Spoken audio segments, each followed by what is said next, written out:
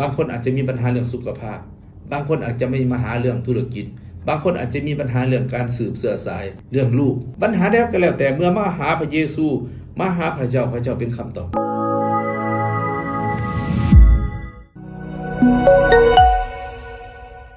สบายดีพี่น้องทุกท่านยินดีต้อนรับพี่น้องเข้าสู่รายการ Hope Devotion พบกับข้าพเจ้าศาสนาจารย์กุดแก้วภัสวัตรอีกครั้งหนึ่งมื้อนี้อยากมีพระคำของพระเจ้ามาหนุนใจพี่น้องทั้งหลายอยู่ในปฐมกาลบทที่25ข้อที่21ถึงข้อที่24ให้เฮามีโอกาสได้อ่านนำกันย้อนนางเรเบกาบ่มีลูกอีซากจึงภาวนาอธิษฐานต่อพระเจ้ายาเวเพื่อนางพระเจ้ายาเวตอบคำภาวนาอธิษฐานของเรานางเรเบกาจึงตั้งครรภ์เมื่อนางถือผ้าอยู่นั้นลูกพระแฝดก็เบียดกันอยู่ในท้องนางเลยเว้าว่าถ้าเป็นเช่นนี้เป็นหยังขะน้อยจึงอยากมีลูกดังนั้นนางจึงภาวนาอธิษฐานถามพระเจ้ายาเวเกี่ยวกับเรื่องนี้พระเจ้ายาเวตอบนางว่ามี2ชนชาติที่อยู่ภายในเจ้าเป็น2ชนเผ่าที่จะเกิดมาต่อสู้กันส่วนผู้หนึ่งนั้นจะแข็งแห้งลืมกลัวผู้อ้ายจะหับไส้ผู้เป็นน้องของตนเมื่อถึงกำหนดคลอดนางได้เกิดลูกชายเป็นฝาแฝดผู้ที่ออกมาก่อนแดงและมีขนเต็มตัวเหมือนเสือที่เฮ็ดด้วยขนสัตว์ดังนั้นเพิ่นจึงใส่ชื่อให้เล่าว่าเอซาวผู้ที่2ออกมามือจับส่วนน่องของเอซาวไว้ฉะนั้นเราจึงมีชื่อว่ายาโคบเมื่อลูกชายฝาแฝดเกิดมาอีซากอายุได้60ปี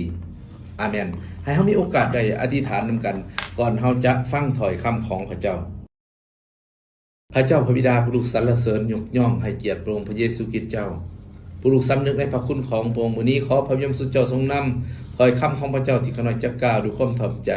และอธิบายอย่างถูกต้องตามพระประสงค์ของพระองค์เพื่อถ้อยคำนั้นจะเป็นพรสำหรับพวกเราทั้งหลายในพระนามพระเยซูคริสต์เจ้า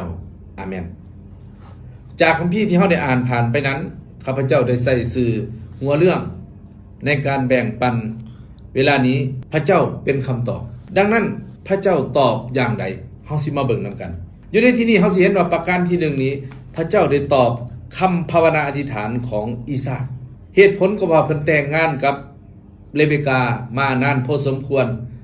ยังบ่ทันได้มีลูกเพิ่นได้อธิษฐานต่อพระเจ้ายาเวเมื่อได้อธิษฐานแล้วพระเจ้าก็ได้ประทาน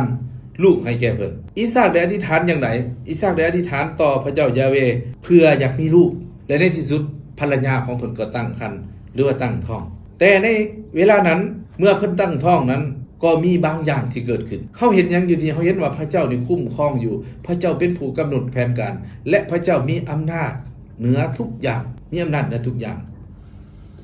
เหนือปัญหาทุกอย่างที่เกิดขึ้นซึ่งในประเพณีของคนตะวันออกกลางหรือคนสมัยนั้นการมีลูกนี้ถือว่าเป็นสัญญาณเป็นพระพรสำหรับครอบครัวแม้กระทั่งถึงปัจจุบันนี้เช่นเดียวกันส่วนหลายแล้วคนที่แต่งงานก็จะมีลูกยกเว้นแต่บางคนเท่านั้นแต่ว่าเวลานี้คนบ่มีลูกก็บ่ได้ถือว่าเสียหายสังคมก็บ่ค่อยให้ความสำคัญเท่าสมัยตะกี้สมัยโบราณสมัยก่อนนี่คนใดที่บ่มีลูกนี่บ่เพียงแต่ว่าสังคมบ่เข้าใจเขาอาจจะเข้าว่าคนนั้นบ่ได้รับพระพรที่มาจากพระเจ้าเพราะฉะนั้นจึงมีความลำบากเนาะเกิดขึ้นฉะนั้นพี่น้องจึงถ้าพี่น้องเบิ่งในพระคัมภีร์เฮาเขียนว่าเรื่องซามูเอลก็เช่นเดียวกันซึ่งแม่ของเพิ่นบ่มีลูกได้ต้องได้ไปห้องให้อธิษฐานอยู่ในพระวิหารและในที่สุดพระเจ้าก็ตอบฉะนั้นเพิ่นต้องการอยากมีลูกเพิ่นอธิษฐานกับพระเจ้าและพระเจ้าก็ได้ประทานให้ตามใจปรารถนาของเพิ่นอีซากอธิษฐานในที่สุดพระเจ้าประทานให้พระเจ้าประทานลูกให้แก่เพิ่นซึ่งเมียของเพิ่นได้ถือผ้าหรือว่าตั้งครรภ์พระคำของพระเจ้าได้กล่าวดังนั้นแสดงเสียว่าพระเจ้าเฮานี้ทุกยุคทุกสมัยพระองค์นี่พร้อมที่จะฟังคำอธิษฐานของเฮาอาจจะมีปัญหาแตกต่างกันพี่น้องที่รักบางคนอาจจะมีปัญหาเรื่องสุขภาพ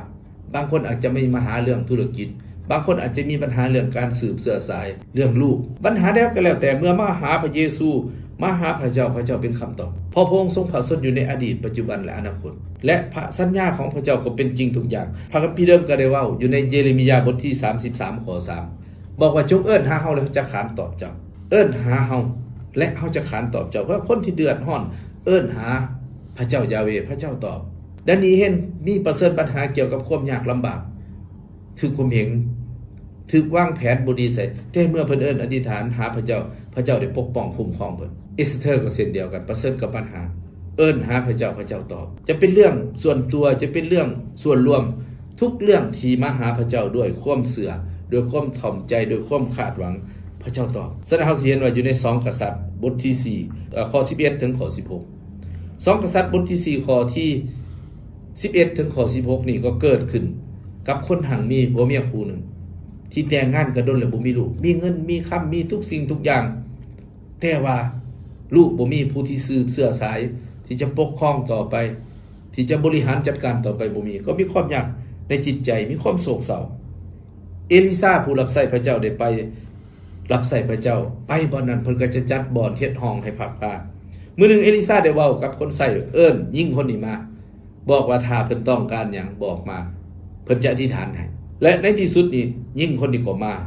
บอกกับผู้รับใช้พระเจ้ากับเอลิซาบอกว่าเพิ่นต้องการอยากมีลูกถ้าพี่น้องอ่านอยู่ใน2กษัตริย์บทที่4ข้อที่11ถึงข้อที่16นี่เฮาสิเห็นว่าเอลิซาได้ทำนวยบอกว่า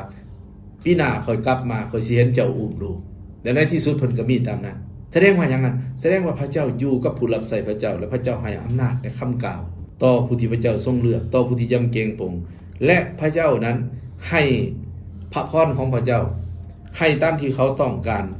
สำหรับผู้ที่ยำเกรงพระเจ้าผู้ที่ทูลขอจากพระองค์ด้วยความเชื่อด้วยความไว้วางใจฉะนั้นในที่สุดยิ่งคนนี้ก็มีลูกฉะนั้นเขาเห็นว่าปัญหาหนึ่งที่เขาประเสริฐในเวลานั้น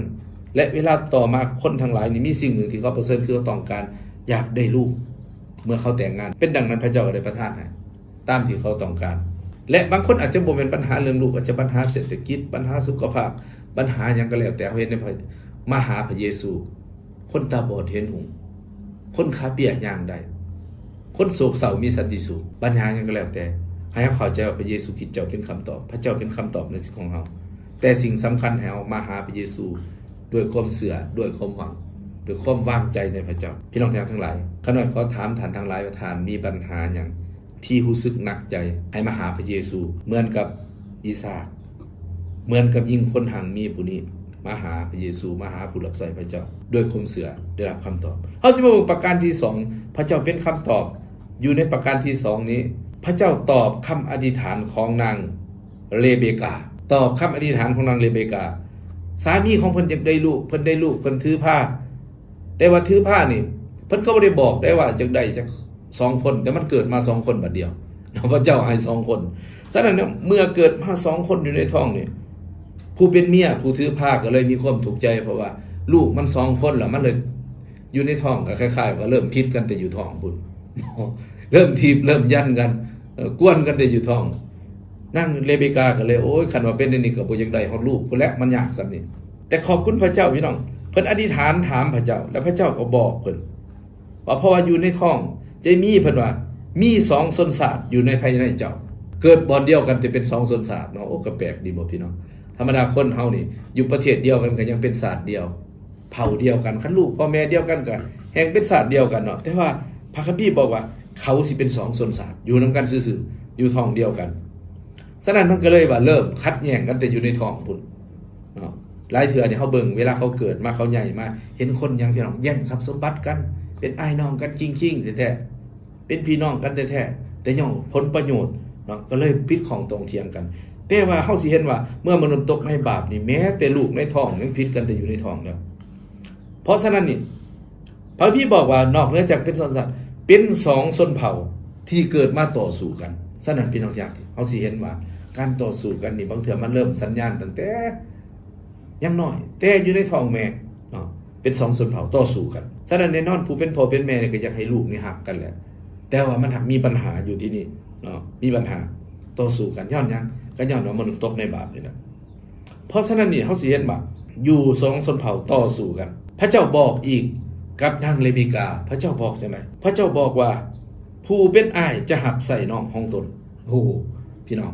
ตามธรรมเนียมแล้วเนาะส่วนหลายผู้เป็นอ้ายนี่ก็จะร้องจากพ่อจากแม่จะได้เป็นผู้นำน้องนุ่งก็จะเป็นผู้ให้เกียรติเคารพรับใส่อ้ายแต่ว่าอยู่ที่นี่พระเจ้าบอกว่าผู้เป็นอ้ายนี่สิได้หับใส่น้องซึ่งผิดกับวัฒนธรรม